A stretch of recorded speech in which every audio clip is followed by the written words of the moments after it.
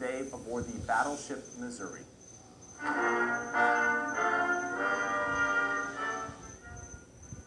The new citizens came from 19 different countries and ranged from 18 all the way to 73 years old.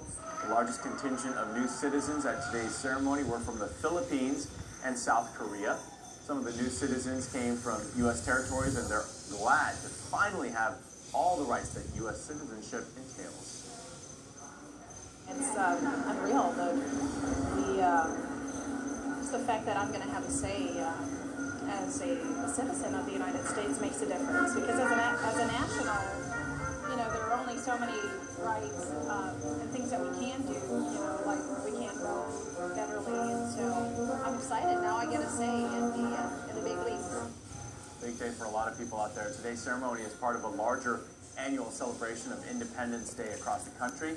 More than 9,000 new U.S. citizens will take the oath during more than 100 naturalization ceremonies being held through July 5th. All right, turning now to sports with Robert.